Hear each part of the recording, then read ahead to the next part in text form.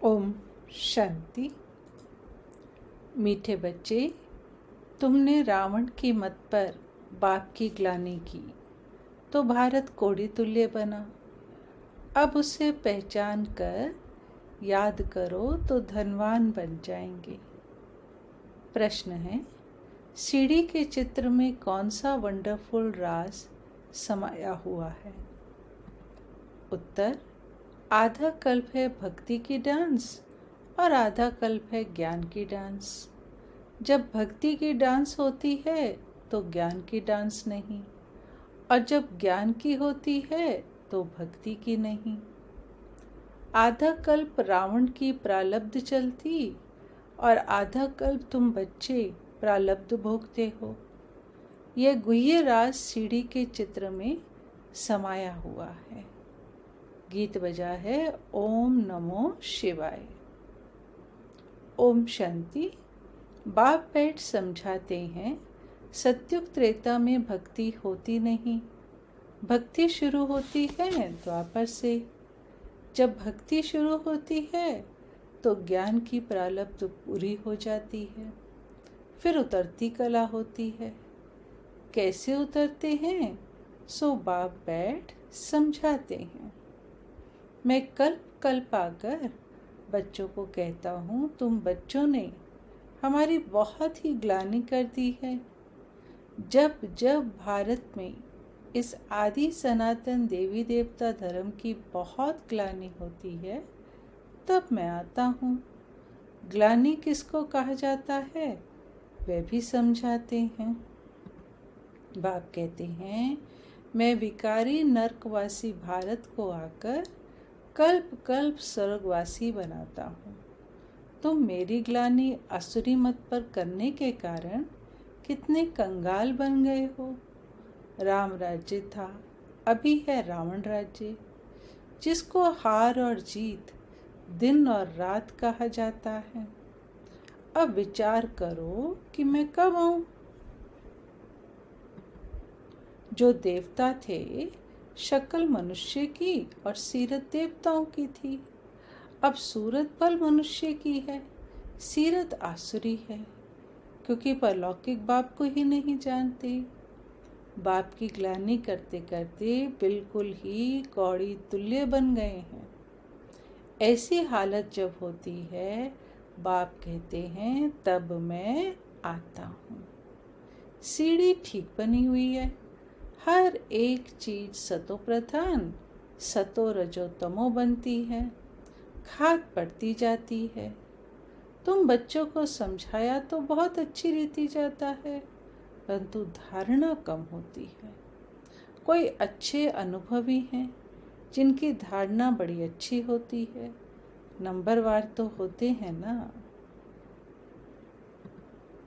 बाप कहते हैं, मुझे याद करो, मैं तुम्हारा बेहद का बाप, सृष्टि का रचयिता हूँ।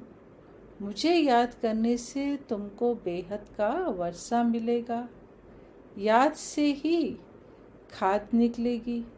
सिर्फ यह समझाओ कि तुम भारतवासी सतयुग में सतो प्रधान थे, अब कलयुग में तमो प्रधान बने हो। तुम्हारी बुद्धि में बैठा हुआ है, हम बाबा के ज्ञान से देवता बनते हैं। अब सारी दुनिया से वैराग्य है। भक्ति भी सतो प्रधान फिर सतो रजो तमो होती है। आधा कल्प दिन आधा कल्प रात गाई जाती है। ब्रह्मा के साथ जरूर ब्राह्मणों का भी होगा। तुम अभी दिन में जाते हो, भक्ति की रात पूरी होती है। बाप बैठ समझाते हैं, तुम मुझे याद करो और वर्षे को याद करो तो तुम्हारे विक्रम विनाश होंगे। फिर भी कहते हो भूल जाते हैं। वाह, ऐसे साजन व बाप को भूलना चाहिए। या तुम क्यों भूलते हो? बाप कहते हैं, याद नहीं करेंगे तो अंदर जो कट चढ़ी है वह कैसे निकलेगी। मुख्य बात है ही याद की। तुम बच्चों की बुद्धि में है, अब हम ये शरीर छोड़ राजाई में जाएंगे। यह अंतिम जन्म है। जानते हो, ये मम्मा बाबा ही लक्ष्मी नारायण बनते हैं। तुम सब सतयुग में रहते हो तो समझते हो कि यह एक शरीर छोड़ दूसरा लेना है। वहाँ उनको ये पता नहीं रहता कि सतयुग के बाद त्रेता आएगा, द्वापर आएगा, हम उतरते जाएंगे।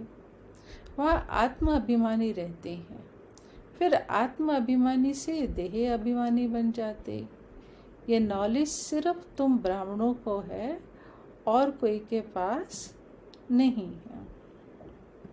संपूर्ण निर्विकारी गृहस्थ व्यवहार में रहते भी तुम बाप को याद करो। कर्म तो करना ही है।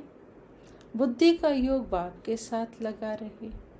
राजा जनक का भी गायन है ना, राजा ही करते रहो परंतु बुद्धि का योग बाप के साथ लगाओ तो वर्षा मिल जाएगा। बाप कहते हैं मन मना भव, माम एकम याद करो। आत्मा भी स्टार है, बाबा भी स्टार है। वे पुनर्जन्म नहीं लेते हैं, आत्माएं पुनर्जन्म लेती हैं। इसलिए बाबा ने काम दिया था कि परमात्मा की महिमा और बच्चे की महिमा लिख कर आओ। श्री कृष्ण की अलग महिमा है। इतना गुणवान किसने बनाया? जरूर कहेंगे परमात्मा ने बनाया। जिस बाप को आधा कल्प याद किया है, अब वह सम्मुख आए हैं। कहते हैं मुझे याद करो। उनको कोई भी जानते नहीं, खुद ही आकर अपना परिचय देते हैं। मैं जो हूँ, जैसा हूँ, ऐसा कोई विरला जानते और निश्चय करते हैं। निश्चय कर लेते हैं तो पुरुषार्थ कर वर्षा पा लेते हैं। अच्छा, मीठे मीठे सिके लधे बच्चों प्रति माता पिता बाप दादा का याद प्यार और गुड मॉर्निंग। रूहानी बाप की रूहानी बच्चों को नमस्ते। धारणा के लिए मुख्य सार, पुरुषार्थ कर संपूर्ण गुणवान बनना है। कर्म कोई भी हो लेकिन बाप की याद में रहकर करना है। कोई भी विकर्म नहीं करना है। ये पुराना कपड़ा जड़जड़ी भूत है, इससे ममत्व निकाल देना है। आत्मा को सतो प्रधान बनाने का पूरा पूरा पुरुषार्थ करना है।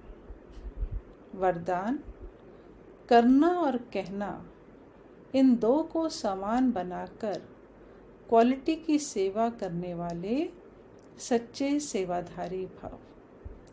सदा अटेंशन रहे कि पहले करना है फिर कहना है। कहना सहज होता है, करने में मेहनत है। मेहनत का फल अच्छा होता है। लेकिन यदि दूसरे को कहते हो और स्वयं करते नहीं तो सर्विस के साथ साथ डिससर्विस भी प्रत्यक्ष होती है। जैसे अमृत के बीच विष की एक बूंद भी पड़ने से सारा अमृत विष बन जाता है, ऐसे कितनी भी सर्विस करो लेकिन एक छोटी सी गलती सर्विस को समाप्त कर देती है। इसलिए पहले अपने ऊपर अटेंशन दो, तब कहेंगे सच्चे सेवाधारी। स्लोगन, अनेकता में एकता लाना, बिगड़ी को बनाना, ये सबसे बड़ी विशेषता